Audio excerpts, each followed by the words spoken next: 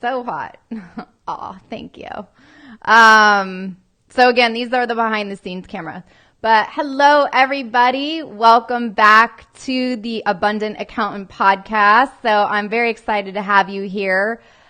Feel free to also hit the share button and share this with all of your fellow accountants and friends.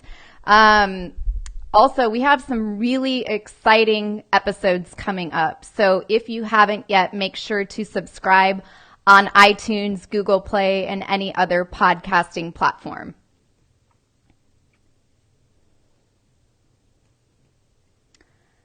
Alrighty. So today on the Abundant Accountant podcast, we are talking about what is your value? What is your value to a client? What is your value to yourself, right? Like all those questions that you might be wondering. And now that tax season is way in the past, how do you explain your value to small businesses and clients that might need an accountant? And let me tell you, I'm going to use myself as a personal example for you today. So when I started the Pitch Queen business, or even when I had Fitzy Foods, my last food company that I had, really understanding from any accountant that I was working with how to have them understand what their value was and how to articulate it to me seems to be one of the biggest challenges that I hear from many accountants. So, like I said, one of the questions that I hear the most is, how do you explain that to your small business clients? How do you explain that someone like me really needs a CPA, really needs an accountant, really needs a bookkeeper, really needs a controller, a CFO, depending on the size of the business? And I completely understand why it's a concern, because a lot of small businesses will tell you, oh, you're too expensive, or I can handle it myself, or I don't need anyone else to do my books or my accounting. And one of the things that I personally learned, I was lucky. My mom is my CFO, but one of the things that I highly invested in personally as a business owner was in each of you. I have a bookkeeper, I have a CPA, I had a tax planner, like I had it all. And I think I understand the value, but as a CPA or an accountant, articulating that value to your clients is the key ingredient to this whole thing. So again, really getting to the root of that today is my hope for you. And that's what I hope that you take away and can implement with all of your future business clients that you have coming to you. So in this episode, I will teach you how to recognize what small businesses actually need and what they need the most from you. After that, I will explain the 3 most common scenarios that when an accountant is interacting with a business, what is it that the business owner needs to hear from you? What's the most important thing that your future client might need from you? And how do you show that value to your client, right? Without just saying that you're the greatest, you're the smartest, you're the best. One of my recent students in my class, Mike, he used to call himself a sales whore. And I really love that analogy, and we're going to have him on the Abundant Accountant podcast coming up really soon. But he used to just answer all of his clients' questions for free and then wonder why they never engaged with him. So this is a common thing that I see with a lot of CPAs and accountants, and I am here to help turn that around so that you can help increase your credibility and the likelihood of getting more small business clients.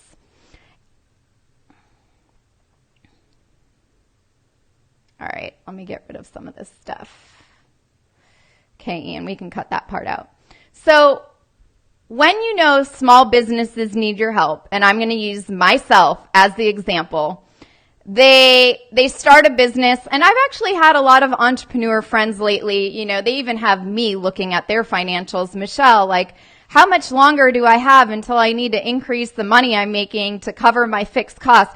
If you look at most business owners today, they're lost in their numbers. Most of them don't have a clue. I mean, if you ever watch Shark Tank, how many of the sharks always tell the people, well, you need to know your numbers, right? Like, how can you go and pitch an investor and not know your numbers? There are so many business owners that are lost and have no clue about where they stand financially, how much payroll they have going out, if they even have that. Like even one of my other students that I help in this last sales class, her name is Christine, and I think she met with her client. We'll call him Josh right now. Josh had a business where he hadn't even seen his financials in over 6 months. And she was working with him on a profit first engagement. A business owner, right? Small business, they're growing. They needed help to understand how much money would it require in order to make some investments. I mean, this guy was literally clueless. And she was able to help him enroll, I think it was a profit first engagement of $3,000 to $5,000. And then in the future, she was able to articulate her value to him by sharing, well, here is what I can help you with now. Once you work on your numbers and understand your numbers, then we can move on to the next engagement.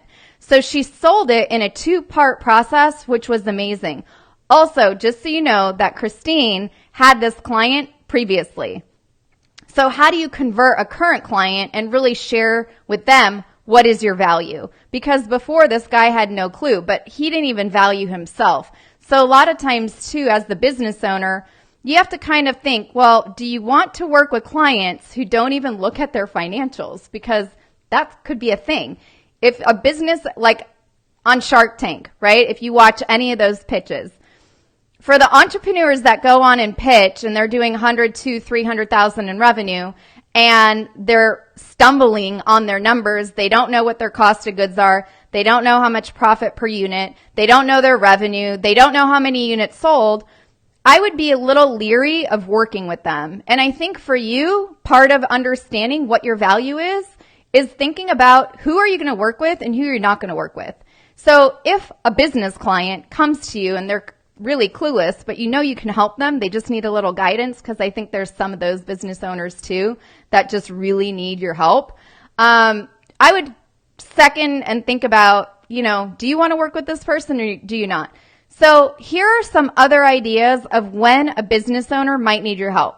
They need help with legal structure. Should they be an S Corp? Should they be a C Corp? Should they be an LLC, right? These are all opportunities for you to offer a different service, aka tax planning.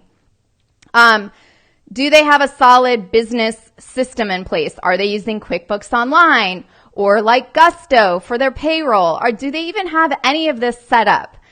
Maybe they need help with their finances and business metrics, KPIs, right? How many clients have you worked with that don't understand what their KPIs are? This is a prime opportunity where a small business owner would need your help.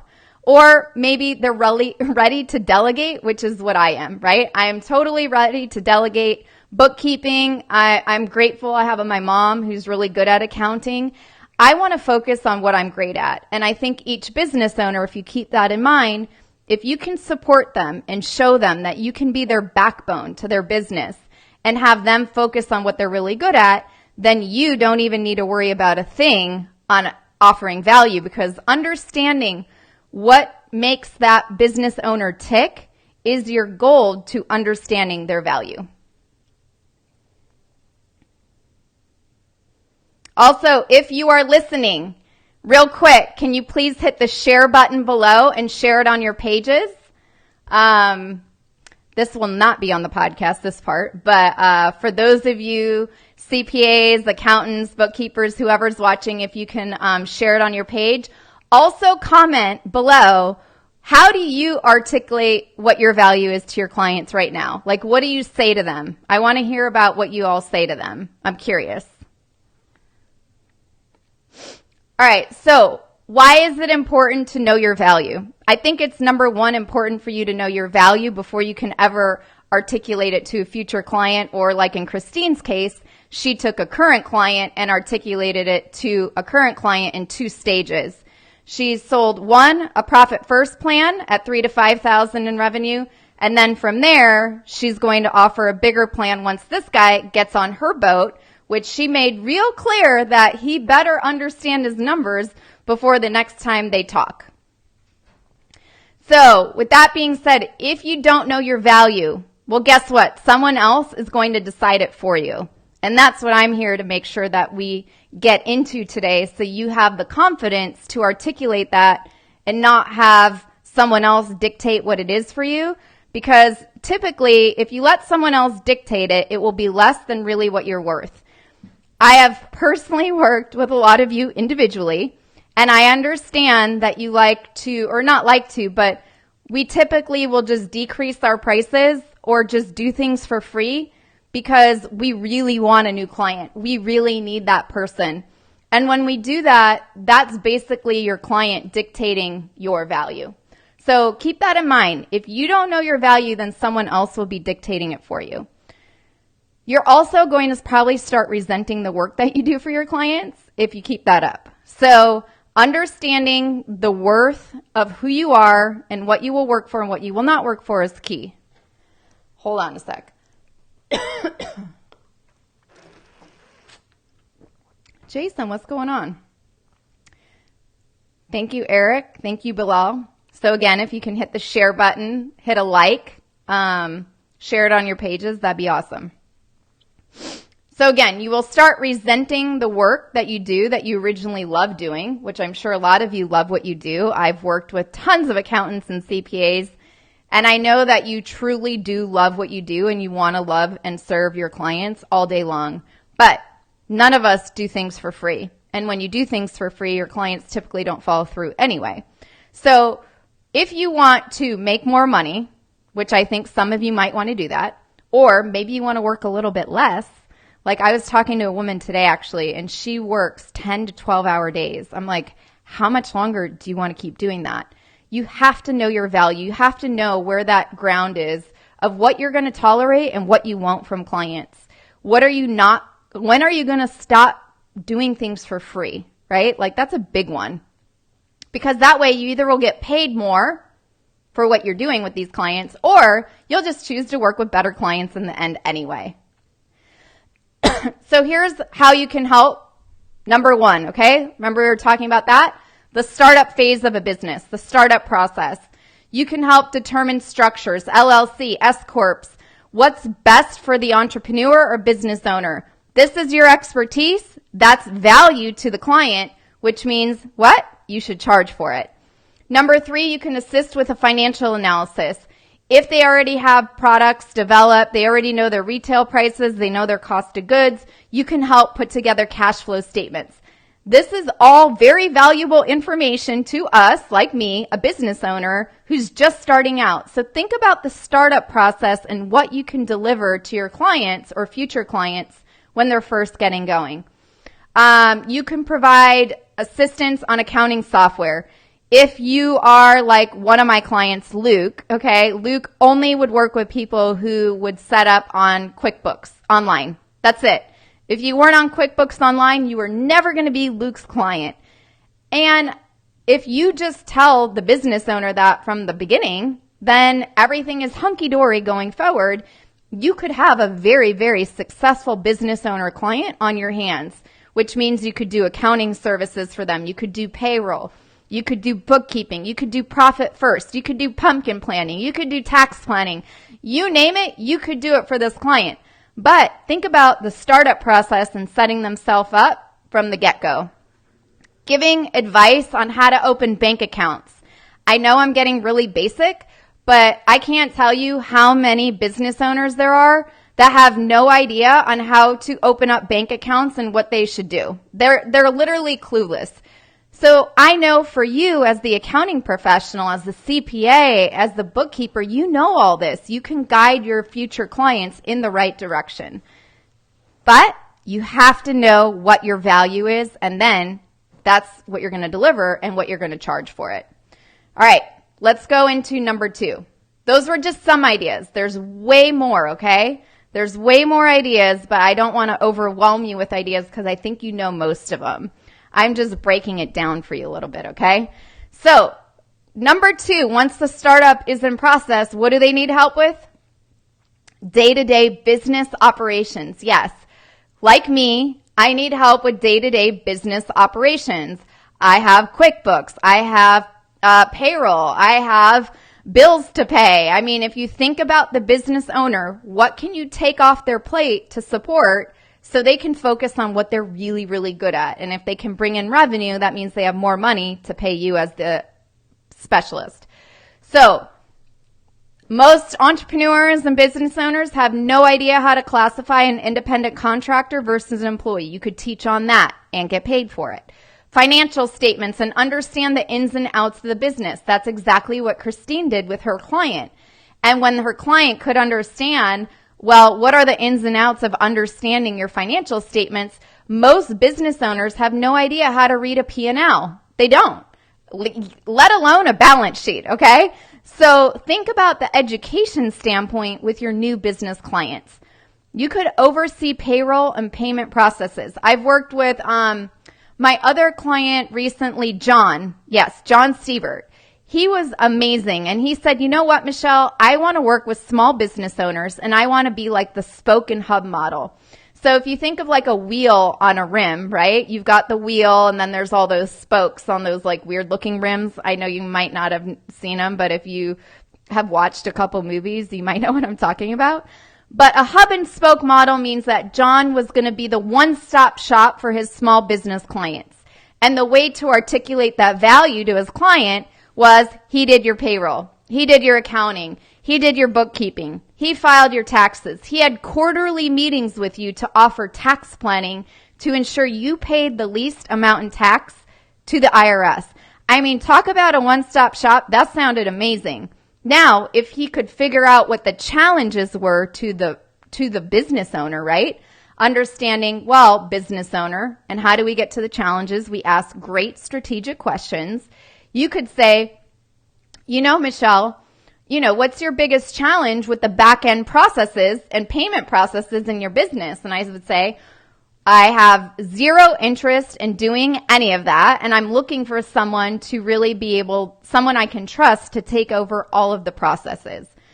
So if you ask great strategic questions to your business clients, you can understand how your services will fit in, and if you're a hub and spoke, how will you fit into solving your clients' problems? That is the way to understand what is your value. Here we go. Providing regular analysis of business financials monthly. I mean, if you're just starting out, maybe you just want to do quarterly.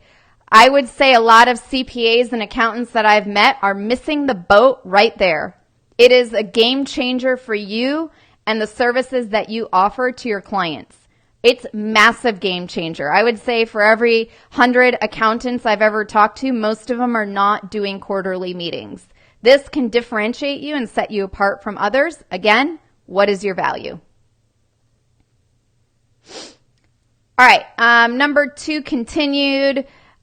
We've talked a lot about these things, so I think you understand where we're going. So here's the third way that you can help, the business growth stage. Now, the business growth stage is a tricky stage, right? You're determining cash flow patterns, pricing, the financing of the business. Are they an inventory-based business or are they just service like me? There's different business growth things that you see from your eyes that we can't see as the business owner. That's why we hire experts like you. But we need to understand the value that you're going to bring to us. And how do you do that? You can say and ask questions, Michelle, what is the biggest challenges that you're having as your business is growing? That could be one, right? Or Michelle, where do you foresee the biggest challenges as you're in this growth phase of the Pitch Queen? So you would ask open-ended strategic questions that you've thought about before a meeting and ask me to get to the problem and then think about, I can help with cash flow. Well, most business owners might not understand what that means. So you'll have to educate them on what does cash flow mean?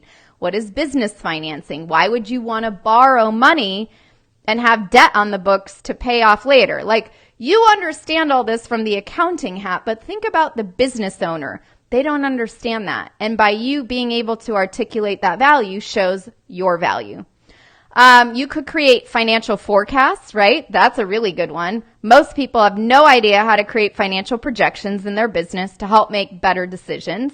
I truly believe your P&L statements and your balance sheet shows how you can make better decisions in your business. If they have equipment, right? Or if they have inventory, you can help on equipment leasing. You can help on inventory control. You can help on manufacturing, right? Sometimes when we buy more inventory up front, we get it cheaper, but we need to finance it over time. Most business owners need a little help. I needed that help when I had my last company, Fitzy Foods. I needed that help all day long. Man, I wish I had that help. So advise on, should they hire employees? Should they hire 1099 contractors? So some of those things we've already chatted about here today.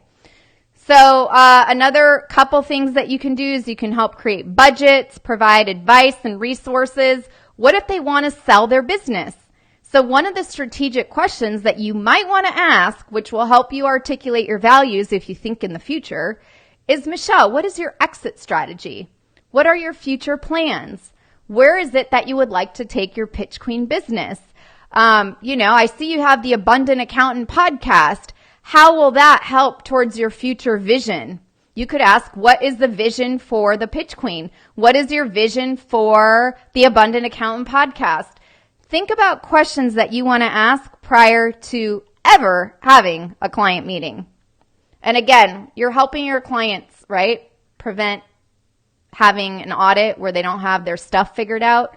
So again, I'm very organized. I'm probably a unique business owner, but teaching people how to create receipt banks and how to organize, and if they're traveling, collecting mileage and all that other fun accounting stuff that business owners just need help and direction.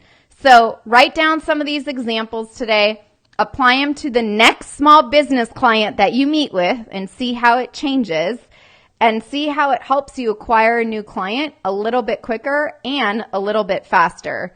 So again, what's your value? What's your value to yourself and what's your value to your clients, and what are you going to do differently today to articulate it? So thank you for being here with me today on the Abundant Accountant podcast. It's always an honor, and I will see you guys very, very soon.